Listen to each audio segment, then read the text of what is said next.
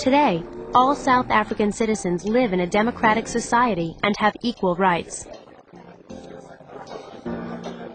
However, for most of the 20th century, a political system that came to be known as apartheid assigned privileges and enforced laws based on race, keeping white South Africans separate from non-white South Africans.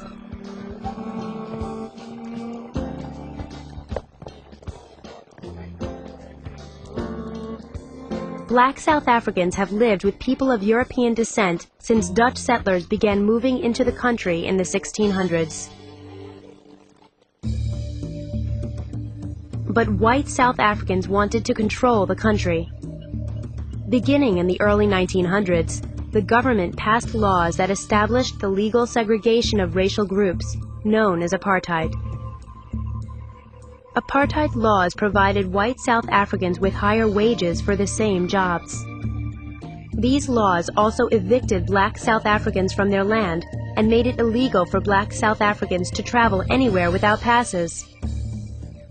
Other laws prevented black South Africans from voting in elections and forced them to live on crowded reserves called Bantustans, which were located in arid and fertile areas. Without the ability to farm successfully, black South Africans became dependent on white South Africans in order to provide for themselves and their families. Many had to give up farming and work as servants or laborers. In 1912, black South African nationalists founded the political organization called the African National Congress to fight for justice and equality from the white minority government.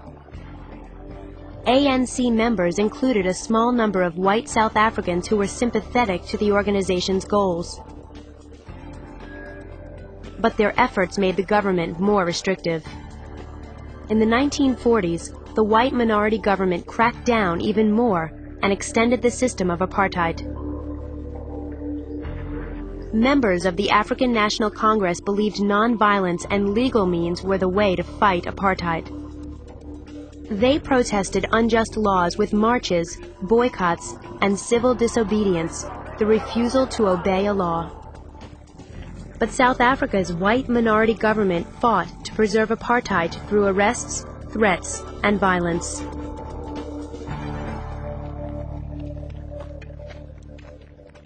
Many white South Africans were not sensitive to the protests raised by black South Africans about apartheid. They lived in good homes, had well-paying jobs, and were free to travel wherever they liked.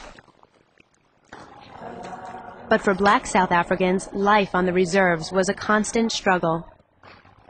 They held low-paying jobs and could not always find affordable housing or health care. Overcrowding made food and clean water scarce. Electricity was rare outside of the cities and suburbs where white South Africans lived. Many black South Africans were angry at their treatment by the government. They joined the African National Congress and protested for the end of apartheid and for equal rights. They tried to end apartheid by working to get the laws changed. In response, the government cracked down on both white and black people who opposed apartheid. Many white South Africans began to view black South Africans as dangerous terrorists who wanted to destroy both them and the government. But black South Africans said they were only trying to gain their freedom from an oppressive political system. Black South Africans suspected of being members of the African National Congress were often arrested and sent to jail. Some were murdered by South African police. The black South African struggle for freedom now included fighting for imprisoned members of the African National Congress, many of whom were abused and tortured in jail.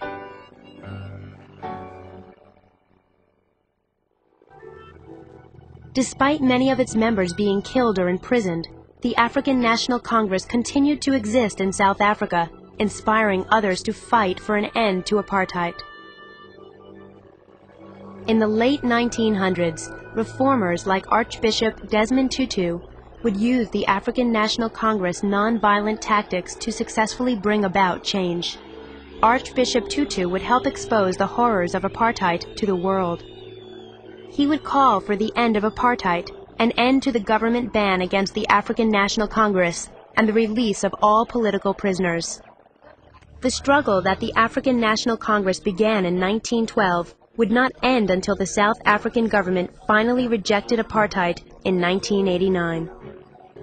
Throughout the 1900s, the African National Congress was a leading force for civil rights in South Africa. Many courageous leaders, such as Nelson Mandela, worked to end apartheid, often at the cost of their freedom and their lives. Their legacy lives on in the African National Congress today. Let us forget the past. Let us now work together to make this country a great country. Did you know Black South Africans weren't the only ones affected by the apartheid system? South Africans of South and East Asian descent, as well as those of multiracial descent, were also kept separate from white South Africans.